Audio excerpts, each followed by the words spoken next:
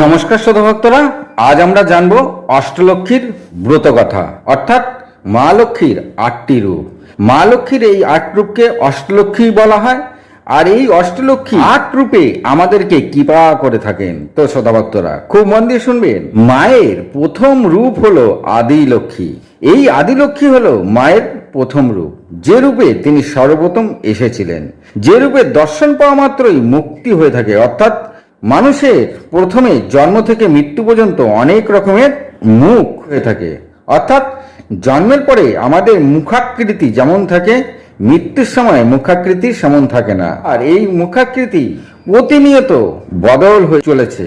অর্থাৎ একটি মানুষের অনেক রূপ হয়ে থাকে। আর আদি লক্ষ্মী এই জন্ম মৃত্যুর চক্র থেকে ওই ব্যক্তিকে বার করে আনেন, আর তার চিরতরে তিনি তাকে মুক্তি দিয়ে থাকেন, অর্থাৎ মোক্ষ দান করে থাকেন।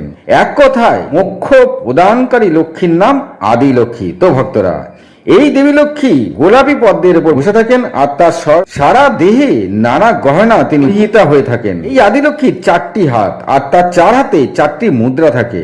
তার হাতে পদ্মফুল, ভারত মুদ্রা ও অভয়দানের মুদ্রা থাকে।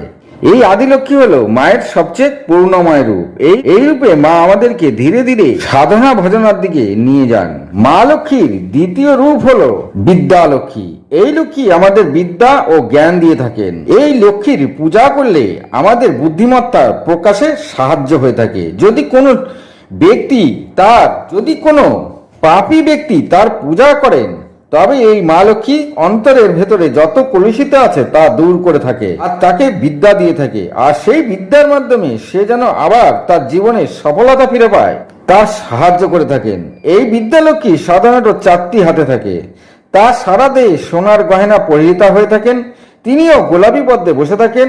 তার 2 হাতে পদ্মফুল থাকে, অন্য 2 হাতে অভয় মুদ্রা ও ভারত মুদ্রা ধারণ করে থাকেন। তো ভক্তরা, কোনো ব্যক্তি যদি অস্থির কিংবা মানসিকভাবে বিপর্যস্ত হয়ে থাকেন, যার ইচ্ছা শক্তি একেবারেই কম, তিনি যদি এই বিদ্যালক্ষ্মীর পূজা বা আরাধনা করেন, তবে তার ইচ্ছা শক্তির বৃদ্ধি ও মানসিক শক্তিরও আরো বৃদ্ধি হয়ে থাকে।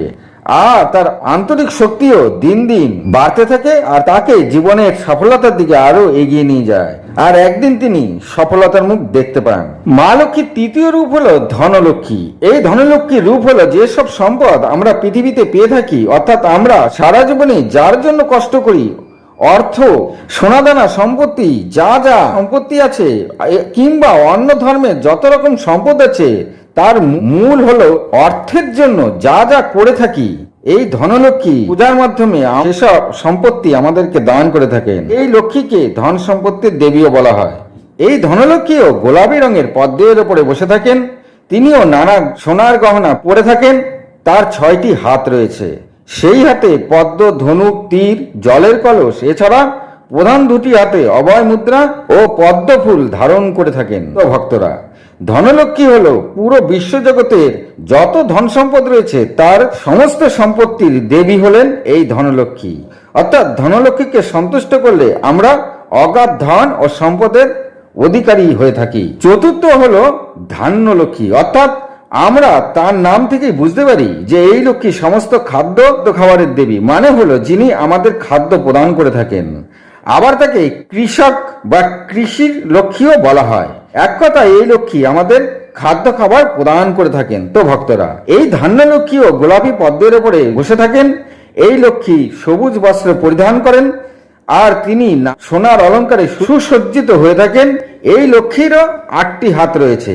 একটি হাতে অভয় মুদ্রা রয়েছে, অন্য একটি হাতে বরদা মুদ্রা রয়েছে। এছাড়া গদা, পদ্মফুল, নানা ধরনের কৃষি পণ্য তার 8 হাতে বিদ্যমান।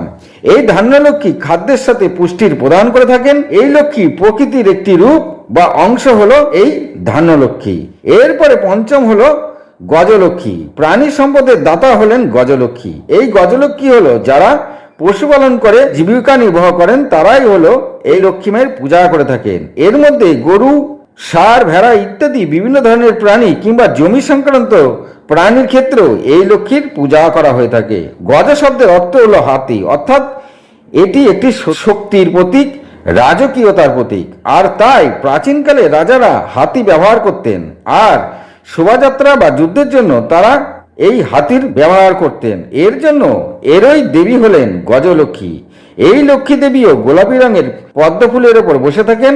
তার 4টি হাত রয়েছে, একটি হাতে অভয় মুদ্রা, অন্য হাতে বরদা মুদ্রা রয়েছে, আর 2টি হাতে 2টি তিনি পদ্ম ফুল ধারণ করে রেখেছেন। এরপরে ষষ্ঠ রূপ হলো সন্তান লক্ষ্মী। সন্তান কামনায় মা লক্ষ্মী, যারা মা লক্ষ্মীর পূজা করে থাকেন, আলাদা করে থাকেন, সেই লক্ষ্মী হলো সন্তান লক্ষ্মী। যারা এই সন্তান লক্ষ্মীর পূজা করেন তারা সন্তান লাভ করে থাকেন, কিংবা সন্তান থাকলেও সেই সন্তান জীবনে যাতে সফলতা পায় তার জন্য তারা সন্তান লক্ষ্মীকে পূজা করে থাকেন।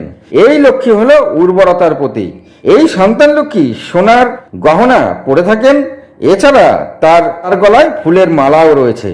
তিনিও গোলাপি রঙের পদ্ম ফুলের ওপর বসে থাকেন। তার 6টি হাত, 2টি হাতে জলের কলস ধরে আছেন, একটি হাতে ধান আছে, অন্য হাতে তরোয়ার দেখা যায়। এই লক্ষ্মীর কোলে শিশুও দেখা যায়। তার হাতেও অভয় মুদ্রা রয়েছে, আরেকটি হাতে তিনি আশীর্বাদ করে রয়েছেন। তাই সুস্থ ও সুখী সন্তানের জন্য এই লক্ষ্মীকে পূজা করা হয়, আর তাই এই লক্ষ্মী যত্ন সহকারে সন্তানের রক্ষা করে থাকেন। এরপরে হলো সপ্তম লক্ষ্মী, বীর লক্ষ্মী, অর্থাৎ বীরত্বের প্রতীক হলো এই লক্ষ্মী। জীবনে নানা ধরনের বাধা বিপত্তি এসে থাকে, আর তার থেকে মুক্ত হতে এই লক্ষ্মীকে পূজা করা হয়। মাতা বীর লক্ষ্মী ফুলমালা গলায় সোনার গয়না পরিহিতা হয়ে থাকেন। তিনিও গোলাপি পদ্মের উপর বসে থাকেন। তার 8টি হাত রয়েছে, তার হাতে ধনুক, তীর, ত্রিশূল দেখা যায়। আবার এক হাতে শাস্ত্র ধরে রয়েছেন, সেটি তালপাত্রের শাস্ত্র। এছাড়া এক হাতে শঙ্খ, এক হাতে অভয় মুদ্রা রয়েছে, তার আরেকটি হাতে বরদা মুদ্রা রয়েছে। তো শ্রোতাভক্তরা, মা লক্ষ্মীর অষ্টম রূপ বা শেষ রূপ হলো বিজয় লক্ষ্মী। আপনারা খুব মন দিয়ে শুনবেন। মা লক্ষ্মীর এই রূপ হলো সফলতাকে সাহায্য করে। সমস্ত কাজে বিজয় হওয়ার ক্ষেত্রে এই লক্ষ্মীর আরাধনা করা হয় বা পূজা করা হয়। এই লক্ষ্মী লাল শাড়ি পরে সজ্জিত হয়ে থাকেন, তার সারা দেহে ফুলের মালা তিনি ধারণ করে থাকেন, এবং তার সঙ্গে তিনি সোনার গয়নাও পরে থাকেন বা ধারণ করে থাকেন। এই লক্ষ্মী গোলাপি রঙের পদ্মের উপরে বসে থাকেন। তার 8খানি হাত রয়েছে, তার হাতে তরোয়াল, ঢাল, ঘাস, শঙ্খ, পদ্ম ইত্যাদি রয়েছে। এই লক্ষ্মীর হাতেও অভয় মুদ্রা ও বরদা মুদ্রা দেখা যায়। এই লক্ষ্মী প্রত্যেক মানুষকে মন দিয়ে কাজ করতে এবং দৃঢ় করতে আর সেই কার্যে সফলতা অর্জন করতে সাহায্য করে থাকে, অর্থাৎ সমস্ত কার্যে জয় লাভ করতে এই লক্ষ্মীকে পূজা করা হয়ে থাকে।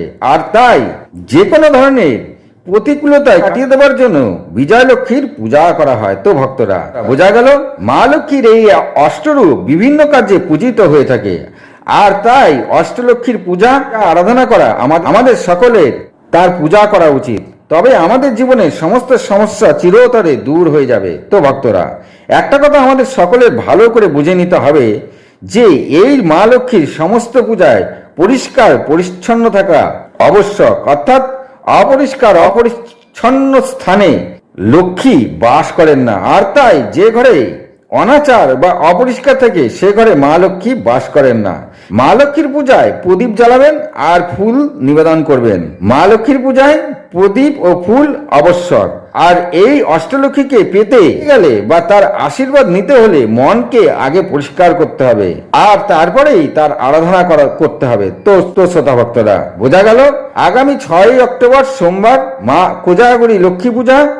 আর এই লক্ষ্মী পূজার শুভ সময় হলো সোমবার সন্ধ্যা 5টা18 থেকে 6টা54 পর্যন্ত। যারা যারা এই পূজা করবেন শুভ সময় এটাই। আজ এই পর্যন্তই। যদি ভালো লাগে একটি লাইক, একটি সাবস্ক্রাইব করে দেবেন। ভালো থাকুন, সুস্থ থাকুন, নমস্কার।